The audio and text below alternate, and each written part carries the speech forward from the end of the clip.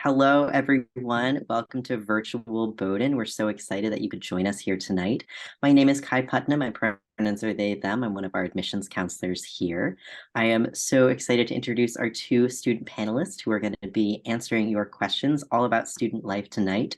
You can put your questions into the chat. I'll pull them out for our students to answer. We also have our fantastic other admissions officer, Melissa Duran, who will be helping to answer some of the questions in the chat as well, just because we will not be able to answer all of your questions. So throw them in the Q&A and we will do our very best to get to all of them. I will kick it off to Sadie to start introductions. And my name is Sadie. Hello, everyone. Thank you for tuning in tonight, or I guess whatever time it is where you guys are. I use she, her pronouns, and I'm a junior here at Bowden as a psychology and education coordinate major. And I'm originally from Santa Fe, New Mexico, but I graduated high school in Ethiopia, so I've kind of lived all over. If you have any questions about any of those kinds of things, let us know. And outside of working for admissions and doing academics, I have been involved on the varsity women's rugby team here. I work in the library. I'm on residential life staff, whole bunch of things. Yay. Hi everyone, I'm Anju. I use she, her pronouns, and I'm also a junior. I am originally from Hong Kong, so I was born and raised in Hong Kong, but 2 summers ago I moved to Thailand, so that's technically where I go home now. And I'm missing something else, aren't I? I'm a neuroscience and sociology double major. And aside from helping out with admissions and being kind of a tour guide, in that sense, I am part of the Bowden Rowing Club. I am also in residential life with Sadie. And then I also do a bunch of research in the neuroscience lab here at Bowden. And I'm kind of working, I'm a leader for a club called like Active Minds here on campus. Yay. All right, we will kick it off with the first question in the chat, which is, how do Bowdoin students get involved and make an impact on the Brunswick community? Okay. I can start and then on if you want to add anything.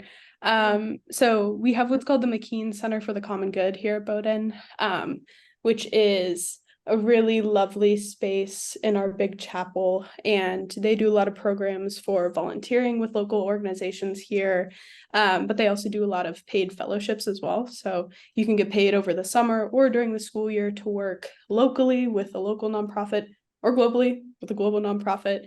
And so there are a lot of different like student-run organizations that are organized through that space.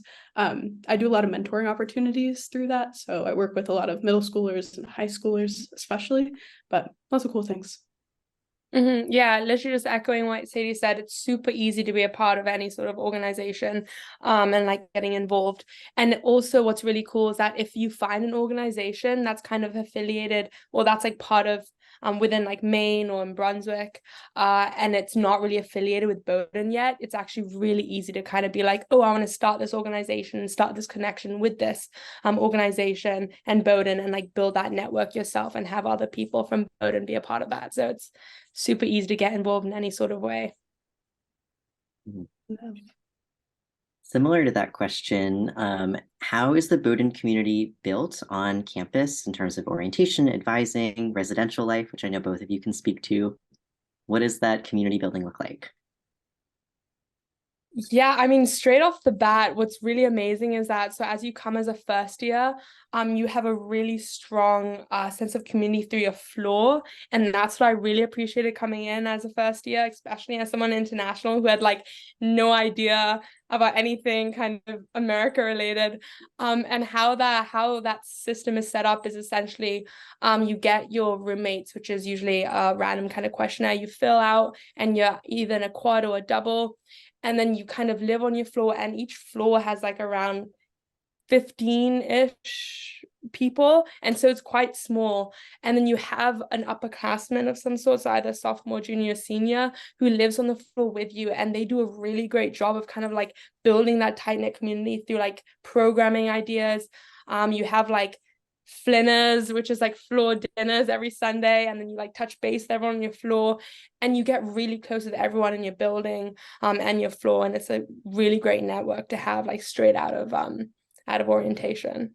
And then I mean, I don't know if you want to talk about orientation as well, Sadie. That's something else. that's also like amazing. Yeah, I think so.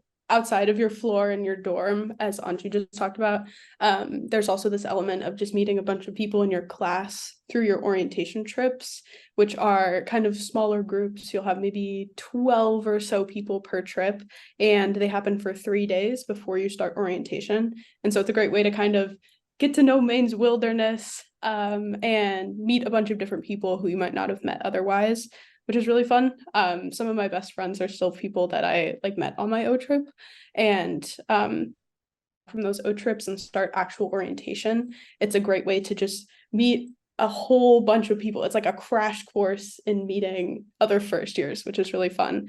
And you get really used to being like, oh, where are you from? What's your name? That's so cool. What kinds of things are you interested in? And so you just go to a bunch of events together, you get to kind of explore. And then my personal favorite part of orientation is what I call the lobster bake, which is the integration of the first years into the wider Bowden community. So it's like the first event that the first years get to experience with, the sophomores and the juniors and the seniors. And we all come together the day before classes and we get free lobster. I don't like lobster, so I get chicken every year, but there are vegetarian options as well. So it's a lot of fun. Awesome. What do you typically do on the weekend? Are there events that are happening? How do people have fun? Great question. I don't even know where to start. There's all sorts of things on the weekends. So one of the things that's really common is BOC trips. So BOC might be like the biggest club on campus, and it stands for like Bowden Outdoor Club. And they host a lot of like outdoorsy activities like hiking, canoeing, whitewater kayaking, skiing in the winter, and things like that. And they host a lot of the trips throughout the week, but also on the weekend. And that's when a lot of students tend to find the time to go. And they can be like overnight camping trips too. So that's like one kind of avenue where students can get, where students spend, one of the ways in which students spend their weekends. And then, other ways, it depends also on like the season, but in like the summer, I know some people also go down to like the Coastal Study Center and just kind of like swim around the docks there. And also in the winter, some people do go skiing on the weekends as well. Sadie, do you have anything else kind of to add to that? Yeah. So I think in addition to like the BOC parts of things, the Bowden Outing Club and like all of these great places around Maine, there's also a lot of really great places to explore on campus as well. So a lot of what we call our affinity groups will hold events. So those are groups based on certain parts of people's identities, and you can join them. They operate as clubs here. Sometimes they work with Colby and Bates as well to throw events for different communities, build those spaces. A lot of free food, a lot of food trucks. We have some dances here, some galas, some concerts, things like that. Trivia nights. We have what's called the night in the museum, which is like students get really fancy and they get to just go explore the museum together, which is really fun. And then we also have what are called college houses here. So those are like our retired Greek life spaces, and that's sophomore co-ed living opportunities. And so they will do a lot of different events. They'll work with like the Japanese Student Association and do like mochi making workshops or things like that. So just to build those communities in a bunch of different spaces. And so I like to say that there's like something for everyone during the weekends, during the week, lots of different things to do. And just tagging on to that real quick, there's also like different kind of games as well where athletes will be taking part, and also non-athletes, they want to come and like watch the games or support one another. And it's a great place where like the student body comes together, and also people that are just from Brunswick and just like residents from Brunswick also coming together, and you see like other people on campus and also your professors and other staff and faculty, which is really cool. Yeah, it's a good point. We have a question specifically for Sadie, but I think for both of you. As a former resident of New Mexico and Ethiopia, how is your experience with Maine winters? I'm from a warm climate, just something I think get asked pretty often here. How cold is it? Will I freeze my socks off? That's a really good question. I think Anju can definitely weigh in on this as well, because both of us are coming from, not New England winter climates. But I think when you think about Maine winters, I promise it is never as bad as you think. You know, we do seem a little bit farther north. We do get snow. It does get cold here, but I really like the snow here. I think it's really pretty. Maine is just a really pretty area. And so there are a lot of ways, as Anju was talking about earlier, to like get off campus, go hiking in the snow, go like taking a polar plunge, which is like taking a little dip in the ocean in the middle of winter. The BOC also does surfing trips in the middle of the winter as well, which is, you know, not my thing, but it's a lot of fun. And then there are a lot of opportunities to be outside if you like. A lot of opportunities to stay inside. We do a lot of like cozy self-care nights, or the dining hall will have really like festive decorations or things like that. A lot of movie nights. And we're a pretty like small campus, I would say. Like it's very walkable. And also we have an on-campus shuttle. So it can kind of get you around if like late night you're stuck at the library and you need to get home. Like you can just call them up and they'll drive you. And then one last thing that I like to note is if you talk to your deans, they can help with emergency funding. And so I know that sometimes it can be really intimidating coming to a cold place like this and like needing a really nice winter coat. And so the deans are really good at being able to provide funding for those winter coats or boots or really nice gloves and hats for anyone who would ever need it. And so coming from these places that were not very cold and then like being able to experience winter, I accessed that funding. I have a really nice winter coat, and I really like the like holiday events that happen here. But Anju, what's your opinion? That was like beautifully said. I have like almost nothing to add. The only thing that I would say is that I also, in Hong Kong, I don't think it gets colder than like 10 degrees Celsius, which I'm still not right there with the conversion of the Fahrenheit. I still use Celsius. Never know what temperature it is here when my roommates tell me the temperature in Fahrenheit. But it doesn't get cold at all in Hong Kong. And so I was very intimidated coming here, but I can still say like one of my favorite memories, I think, still to this day, is one of like the coldest probably days in winter. And so our main quad freezes over and there's like a little ice rink and people go skating. And it's just like, it was maybe 11 p.m. or like midnight or some really random time. And my roommate and I thought that'd be a great idea to go ice skating. And like the snow was falling beautifully. Like we went out there like, oh, we'll be the only ones. And there was maybe like 15 other people, random like students who were just like having a great time in the snow. Snow was falling and we were like skating all around. And it was like one of the most memorable moments. It was like everyone just having a great time in the snow. And like, it just made me really appreciate the winter. And so I promise you, as you said, it's not as bad as you might hear, and you'll always find something to do in those winter months. That's so magical. My goodness. It was so magical. I was like, it must have been a dream. This is unreal. Goodness. I do kind of love the winters here. Could one of you talk about the distribution requirements and what kind of classes you took to satisfy them? What if you are an English person and don't really want to take a math? How does that work with our distribution requirements? Yeah, I mean, so I definitely should know all of them off the top of my head, but I do not.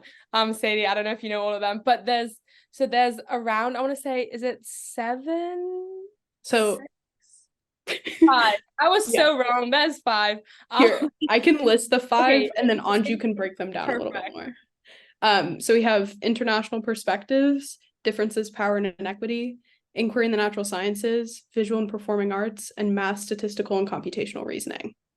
There's like a sneaky 6th one in there that's like the first year writing seminar, but that's mostly like, I don't know, an extra kind of thing that is like a genre of class that you'll satisfy during your first semester here. But Anju, take it away. And what's important to know is there's no language requirement, which is very huge for some people. And so what a lot of people come in kind of expressing nervousness about is that they're scared they won't be able to like fulfill all 5. And so they kind of like maybe take all of them in like the first year, or they get kind of like anxious about how they're going to spread it apart and also take the class they want to take and things like that. But you will easily like fulfill all of them by like your junior year without even realizing, pretty much. And I know sometimes it can be scary. Like my roommate, for example, didn't really want to fulfill her math requirement because she was like not very good, or math wasn't her strong suit, and she was kind of like nervous about that. And when there are so many creative ways where you can fill a requirement, without kind of realizing you filled it, because the class itself is just so creative and it's not something you would have expected to fit in line with that class. So just as an example, my roommate, the one that wasn't really strong in maths, took a class called smartphones, and it was all about phones pretty much. She never once touched math, never once touched a calculator, and it fulfilled that math requirement. So there's so many ways where you can take a class and then it'll fulfill a requirement, and then you wouldn't have even realized. And so that's something that I really appreciate about Bowden. And then the distribution requirements are there, because as liberal arts education, we really value kind of spreading yourself out and taking classes in as many different fields as possible. And so many times you'll come to Bowden, and it's not unusual to hear someone be like, I've come here and been like, I want to major in physics, and ended up majoring in like visual arts or something completely different. And most of the time it's because of these core requirements which they took, and then they realize, wow, I kind of really like this class and I wouldn't have taken it if it wasn't for the core requirements. And so they're really there for a reason, and it really encourages students to take classes in all kinds of fields. Awesome. Our next question is, what do you think makes Bowden special? Are there any unique programs or things that you would really categorize the student body as having? A good question. I think a way to kind of split this question, so programs specific to Bowden and then what makes Bowden special.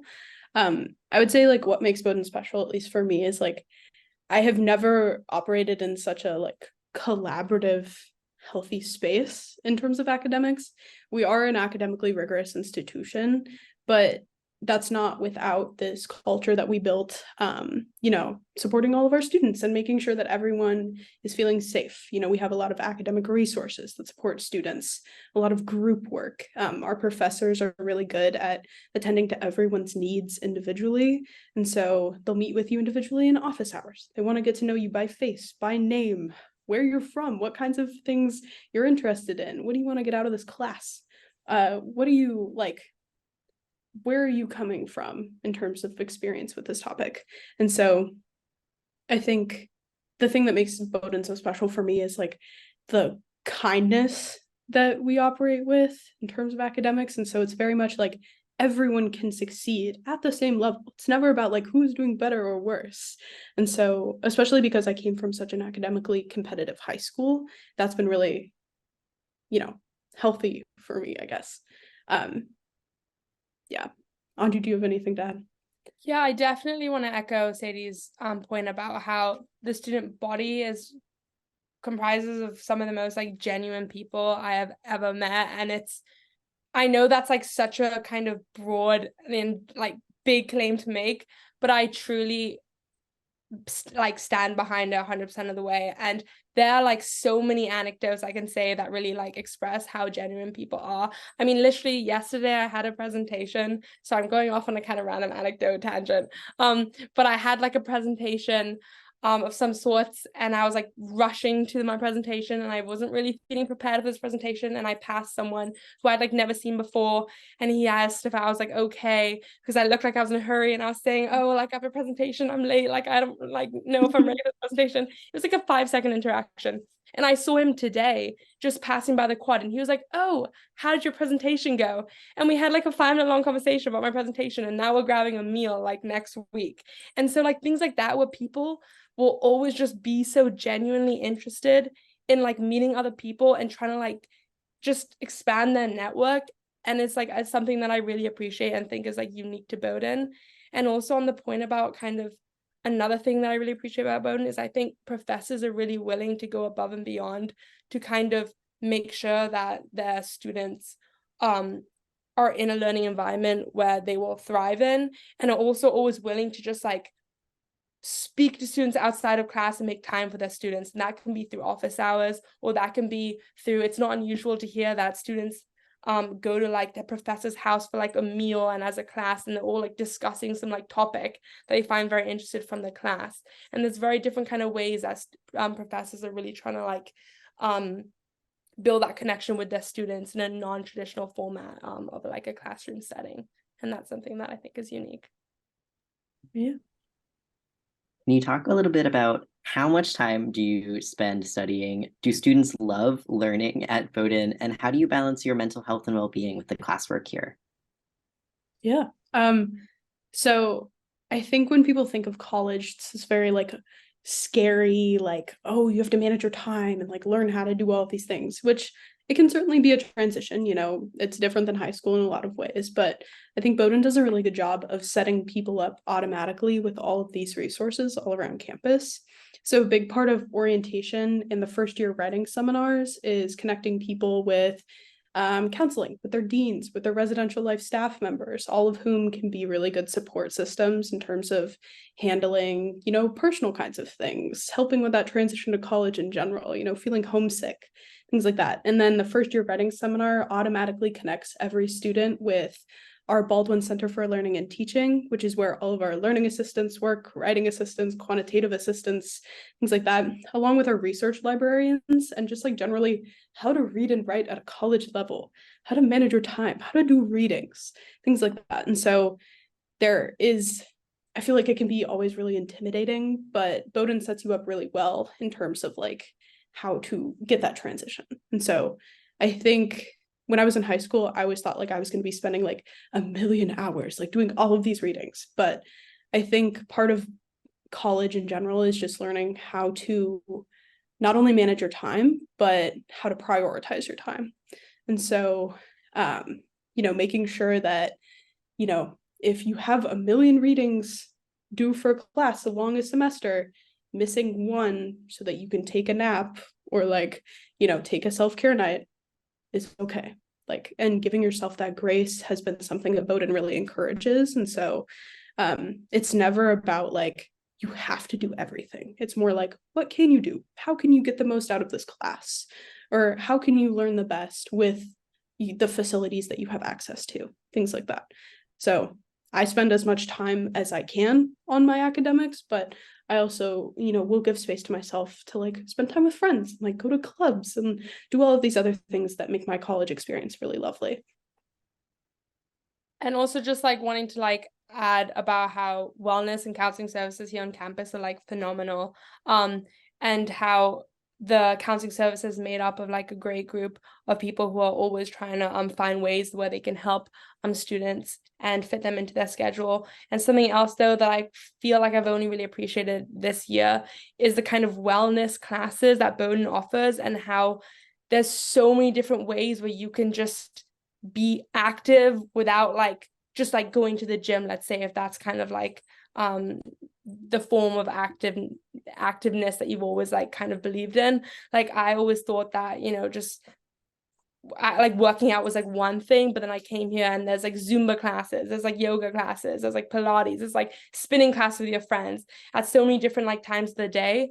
And then there's just so many different creative ways where you can be active, and that's something that I like really enjoy doing here on campus, and it's something that I've definitely taken advantage more on this year. What is the largest and what is the smallest class that you've been in? What would you say is your average class size?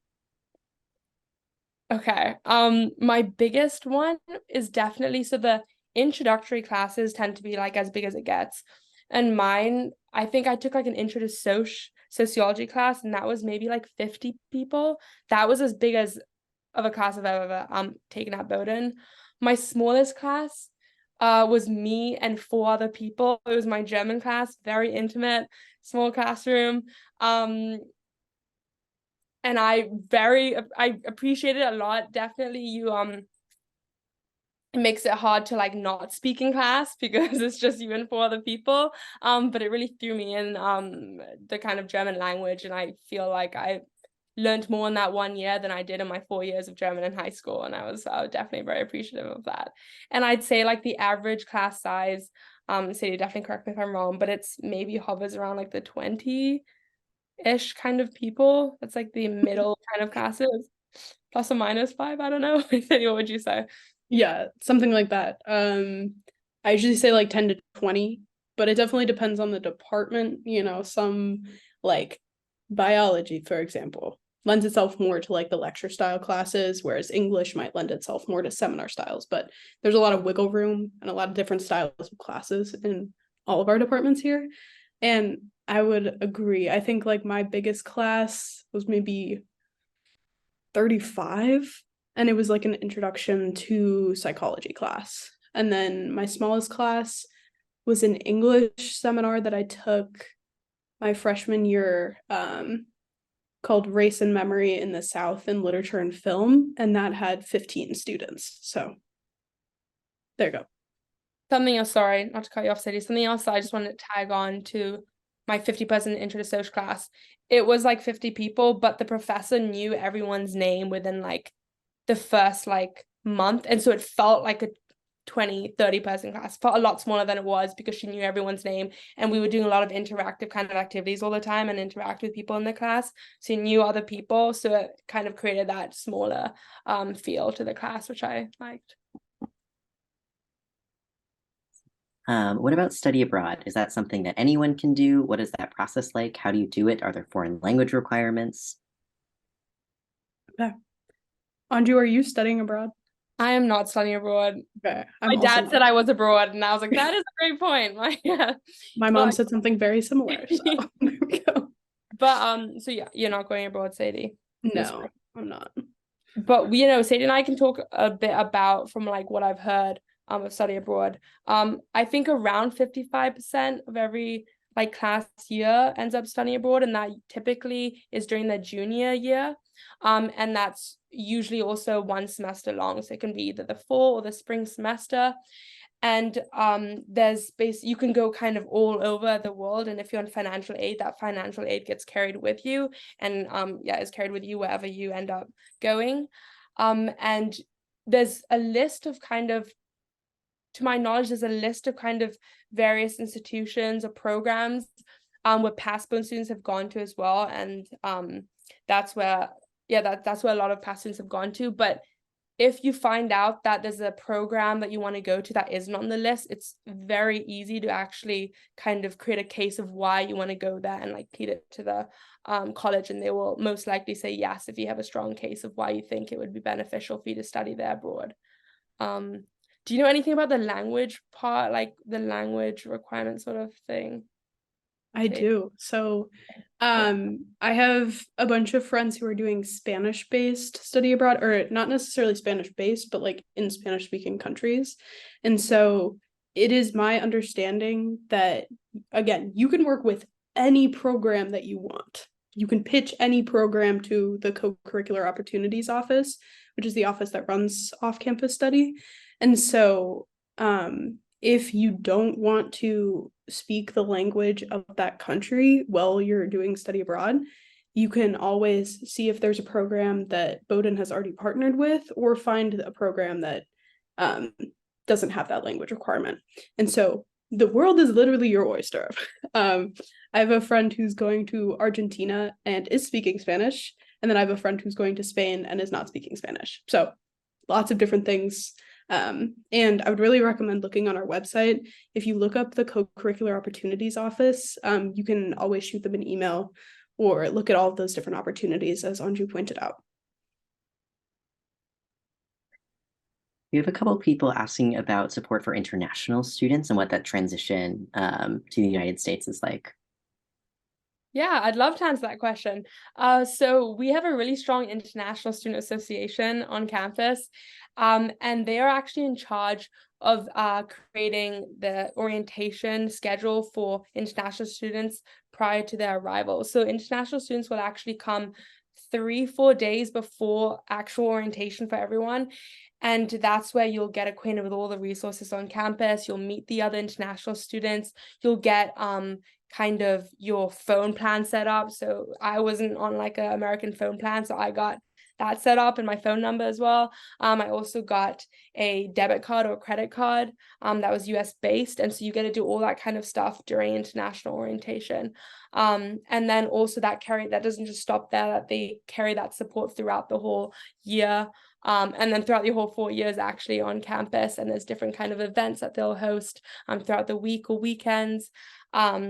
And then also what's really amazing is that you have a dean that's actually associated with the international students. So each year, so as a first year, you have a dean, a sophomore, you have a dean, your junior, and so forth.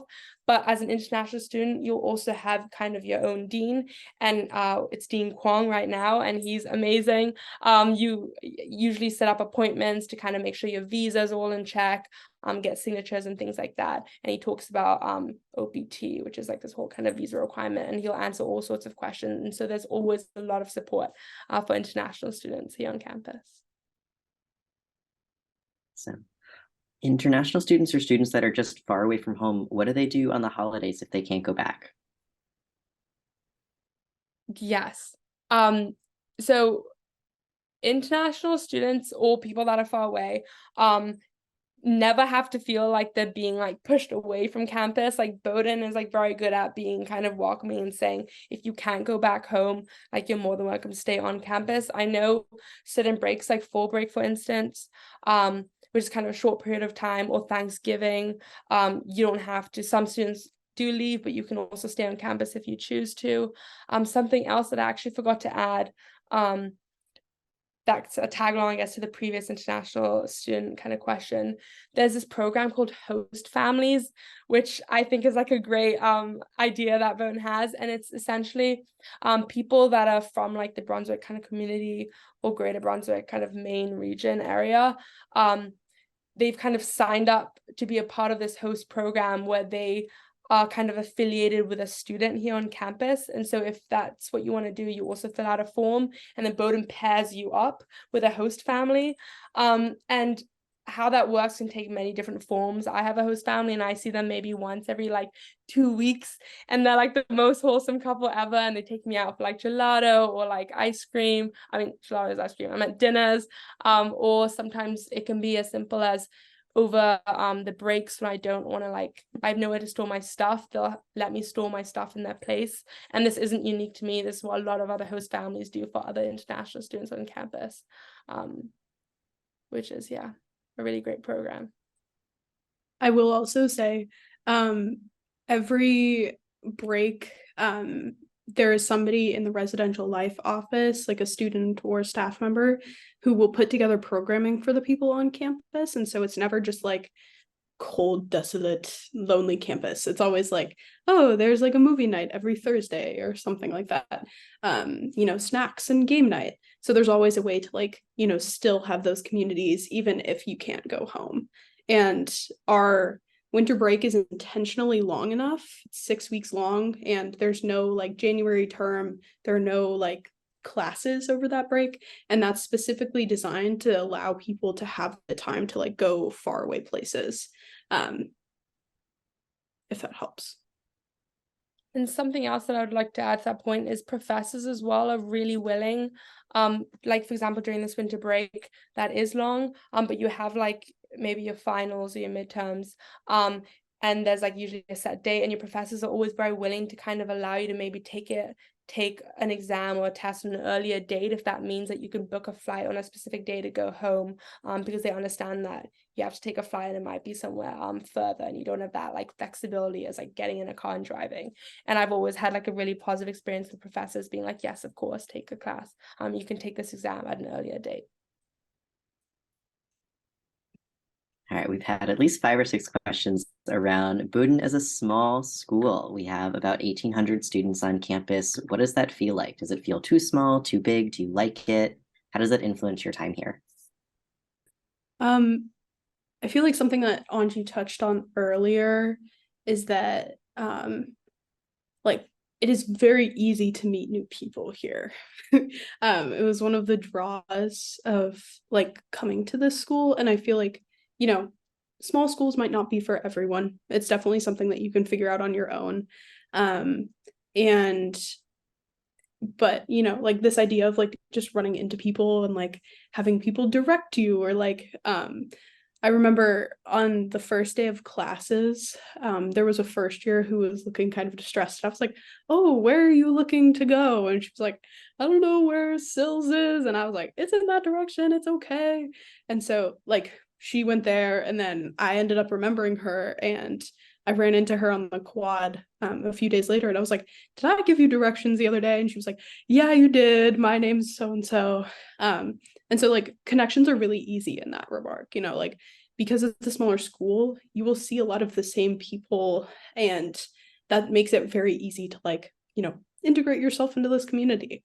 But I also think one kind of amazing thing about Bowden is that there are always new nooks and crannies to explore, new clubs to join, new activities to explore, new fairs to go to, new events to do, like things like that.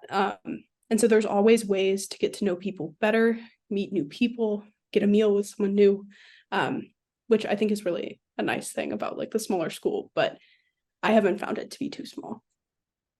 Yeah, I've definitely just like echo Sadie's point.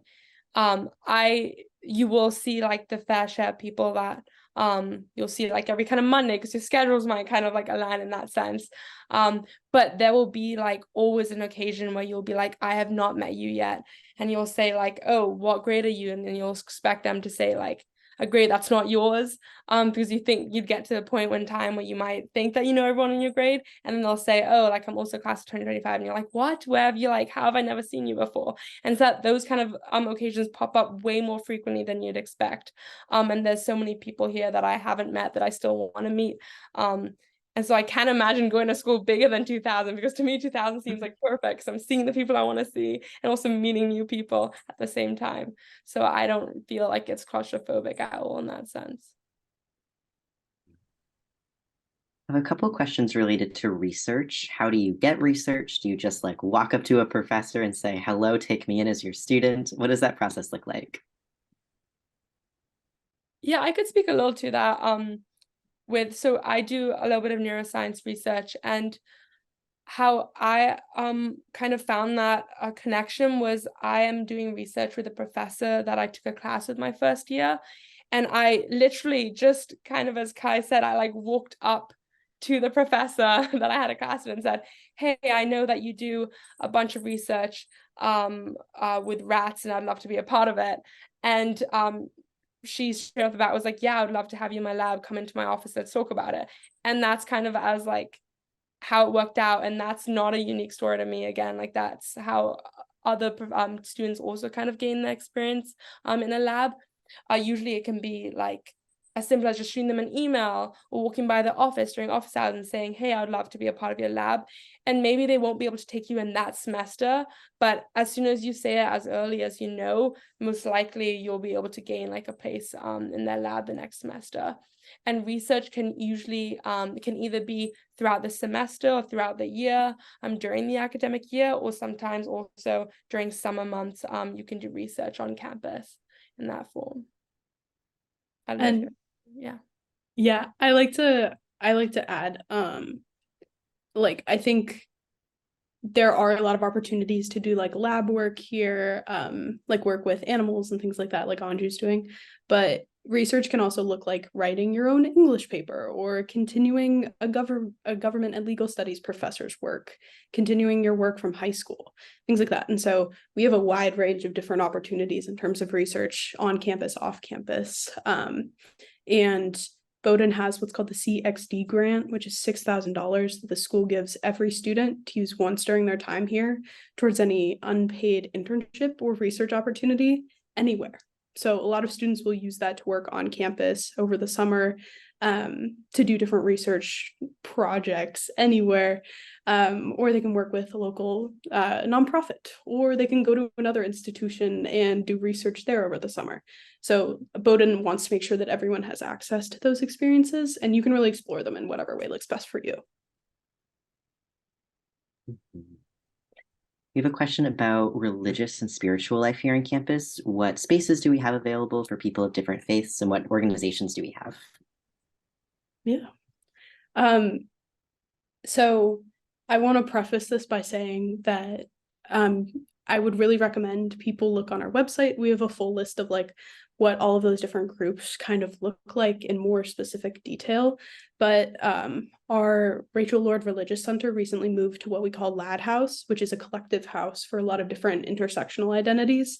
And so there are a lot of prayer rooms in there. That's where Bowden Hillel meets. We have a Muslim Student Association. We have a Catholic Student Union, a Christian Student Alliance, things like that. And so a lot of really lovely like intersectional identities in that space. And sometimes they'll go to church together, or they'll have, Shabbat and things like that. So there are a lot of different ways to stay connected meet a bunch of different people through your faith. And the director of our Rachel Lord Religious Center is a guy named Oliver Goodrich, who is such a quirky, lovely man. He's truly one of the kindest people I've ever met. And so he's always willing to help, like, you figure out what faith would look like for you, or like answer any questions about those different programs. And if you don't see your faith represented, you can always talk to him and like figure out a different system or a new group, and like there will be a target audience for that here at Bowden. People are curious to hear a little bit more about the housing options, especially after first year. Who do you live with? How do you find where to live? What kind of spaces are available for students to live in? Yeah, great question. So after your first year, you can choose who you want to live with. And then that can either be in the form of the college houses, as Sadie kind of mentioned before, and that's kind of for sophomores.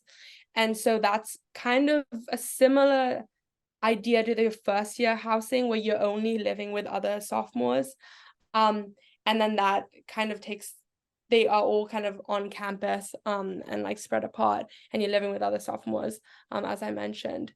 And then apart from that, you also have just kind of regular housing, and that can be in the style of doubles, singles, or more of like kind of apartment style quads, or like 4 singles in like one room, or you can have like 8 singles and things like that, or like quints, like a triple and a double, like all sorts of combinations. But you get to choose kind of who you want to live with throughout that whole process.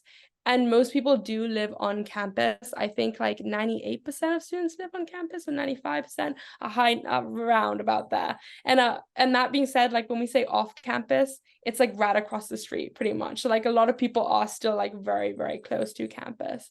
If you Perfect. Do you have anything else to add, Sadie? Yeah, that was an amazing rundown. I think we do guarantee all 4 years housing, so you never have to worry about that. Yeah. One student asking about what kind of advice you would give to a prospective student going through the application process right now. It's stressful and scary, and what would you like to say to them? Okay. Anju, do you want to go first? Yes. Unless you have an idea straight up your head. Ideas are marinating. I'm like trying to see how best to like put the words together. Yeah, I can go. So I think like the application process, Anju did it, I did it, Kai did it, Melissa, who is the like lovely polar bear screenshot at the bottom there, she also did it. And we all know like this is a terribly stressful process. And so I think the biggest advice that I can give to all of you is like, just make sure that you remind yourself that like no matter what your test scores are, no matter what your grades are, how many activities you're doing, where you're coming from, like you are already enough for our school, for all of these other schools, like, and you will end up where you're, where you're meant to be. And so maybe that'll be Bowden, maybe that'll be somewhere else, but I hope that you never place your value on like what school you get into, or like these different things that we're just seeing in your application. Like all of you are already good enough to be here. Yeah, I think the only thing I would add is if you get into your dream school, like that's amazing, phenomenal. I'm super, super happy. But if you end up not getting the answer you wanted, if it's like if you get deferred or put on the wait list or rejected, just remembering that it's not that school rejecting you as a person, and not taking that to heart, which I know is so much easier said than done. But just really kind of remembering that, I think, would be like my biggest piece of advice, and that there's so many different variables that come into play, and that it's not you, and that you are qualified. You are just don't let that ever kind of get to you. Similarly kind of challenging question, but how do you feel like Bowden has changed you over the past couple of years? What have you seen as your growth process here? That is a very good question. I think I was actually kind of like reflecting with my roommates about this the other day, and we were kind of talking about how we think we've changed. So I've lived with my same first year roommate since my first year, and I'm hoping that I get to live all 4 years with them. Res Life does a good job in pairing people together. And we were kind of just talking about how we feel like, or I was saying, I feel like I've grown to kind of appreciate the little interactions I have with people more.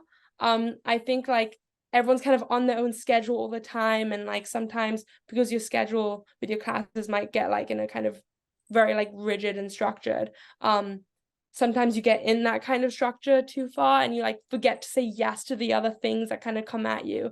And then I think it's during these kind of like moments when you say yes to something and kind of have that interact with someone that you might not have thought you'd have that interaction with. I think that's where like a lot of growth happens. It's where like you meet these new people and creating these new interactions. And I've just grown to appreciate those little things a lot more.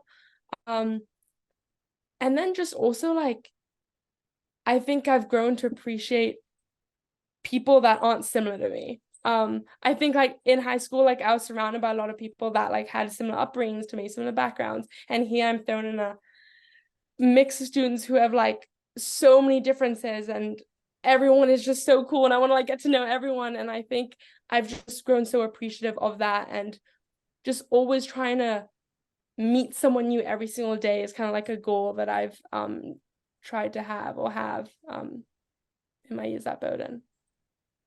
Yeah, I totally agree with Andrew about like the idea of like smaller joys, and just I think being at college like helps you realize like all of these little things that just make you so happy and that you can pursue on your own, which has been really lovely for me. And I think something that I've seen myself kind of changing is like communication overall. And so coming into Bowden, I was not necessarily introverted, but like, you know, I wasn't the first person to like raise my hand in class or like those kinds of things. And like I felt like it was kind of overwhelming to like come here to a bigger campus than my high school and meet all of these new people and like worry about if I was going to make friends, if I was going to fit in, which I feel like is like just part of the college experience. It can be difficult to step on these campuses with so many people, but I think over my time here, I've really found a way of like coming into myself and like finding this initiative. And like one of my favorite things is to just like get on these panels and like talk to all of you prospective students. It brings me so much joy. And so to just be able to like communicate with other people, with my professors, and to find such a welcoming and like patient community has been like one of the loveliest experiences of my life.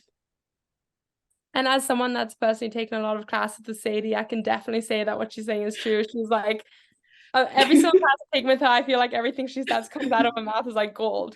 So it's like, actually, I don't know, but. I'm not sure if either of you has too much experience with the Schiller Coastal Study Center, but could we talk a little bit about what that space is, who uses it? Is anyone able to take classes there? Really good question. So I will firstly say I do not have experience with the Schiller Coastal Study Center. Andrew, do you? I don't personally, but I know I have friends right now that are like taking the semester, so I can kind of talk a little bit about it. Why don't you go? Okay, yeah. I can say a little bit, bring a little knowledge what I know. So I know it's used in many different forms. For example, straight off the bat, the sailing team uses it for their sailing practices. But there's also a lot of lab work that happens at the Coastal Study Center. So classes like within the biology department or the oceanography department or the ES, the environmental studies department, will have like the different lab classes. And then students will kind of travel to this Coastal Study Center to conduct their lab work because it's like a beautiful place. And then also what Bowden offers, which is very unique to Bowden, is the science semester. I don't actually know the exact word. It's like a semester which you spend at Coastal Study Center. And so they basically take all their classes there, and it's a really immersive experience. And that being said, you don't have to be like a bio major to take that class, or an oceanography major, or anything to do with that. You can be like a visual arts major and do that semester. And they're also not taking classes only in like the STEM kind of, as I said, the environmental oceanography classes. But my friends right now, they're doing that semester, that science semester at the Coastal Studies Center. They're taking like poetry classes there as well. Or they took also some other like math, like it was kind of similar to like phones kind of class, but not quite, but something also very abstract, nothing to do with anything I would have thought. And they kind of come back to campus every single evening. So that's something else that Bowden offers, that's affiliated with or associated with the Bowden Studies, the Coastal Schiller Study Center. What is it actually called? The Schiller Coastal Study Center. Schiller Coastal Study Yeah. Center. You know, in whatever order. Like it's I like mix it up all the time. yeah. I have almost nothing to add. I think like the only thing I would say is like it's also just open to the public, and so over the summer my friends and I would just go like take a dip in the ocean. Like there's some really nice docks out there. But yeah.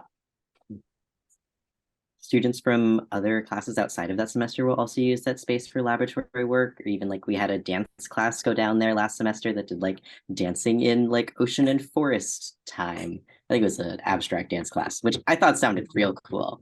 But it's not just for kind of our science students, it's really open.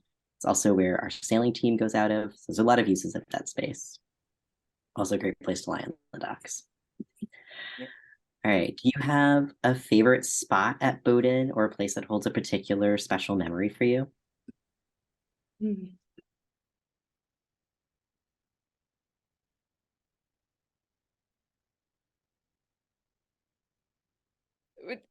You can go first. No, go first. Okay.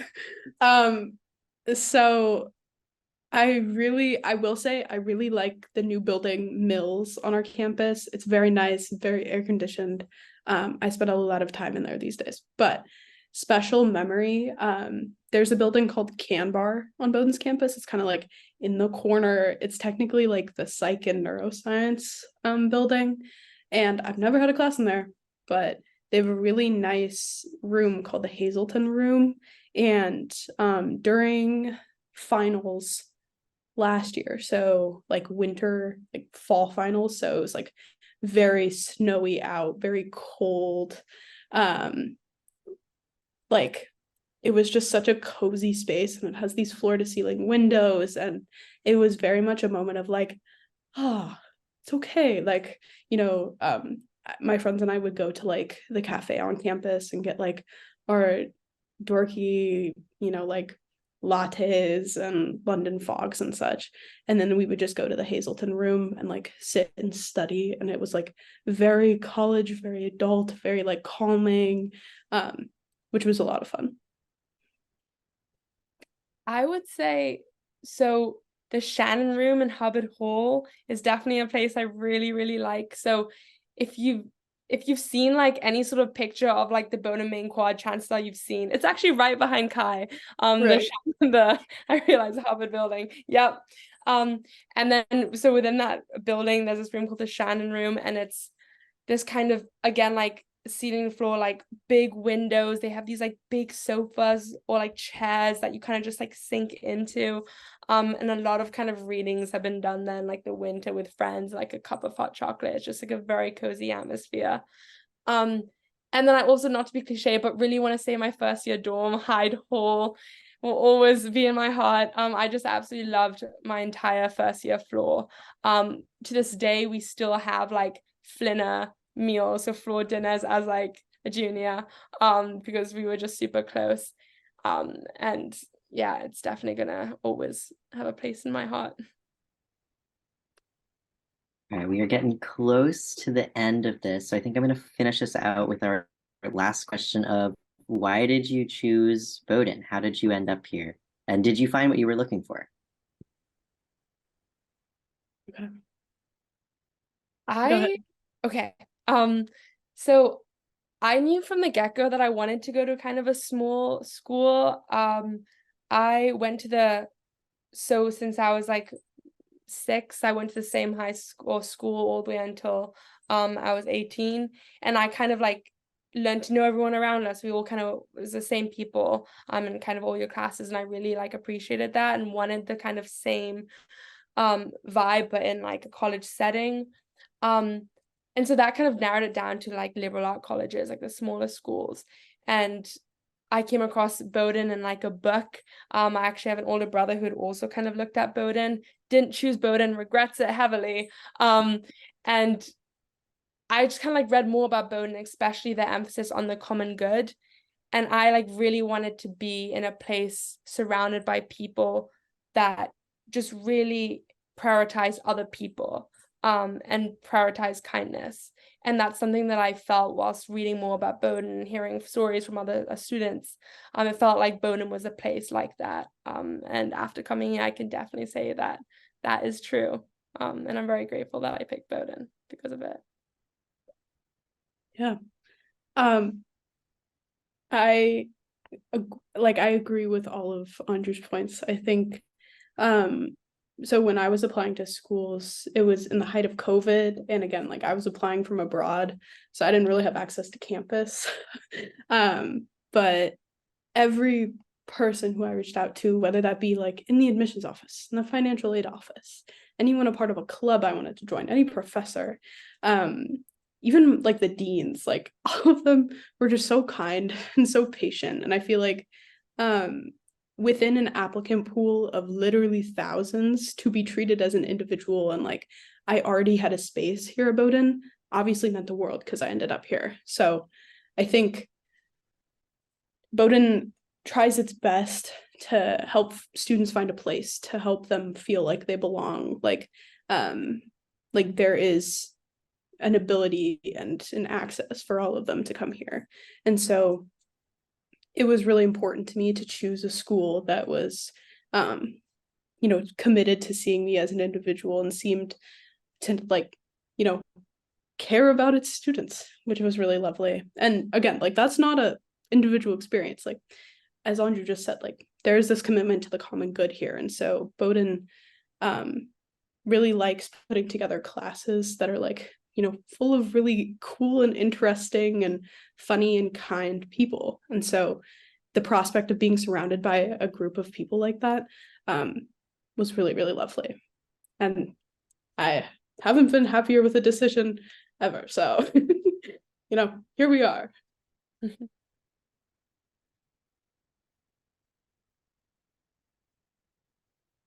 All right, and that is right up on time. Thank you everyone so much for joining us.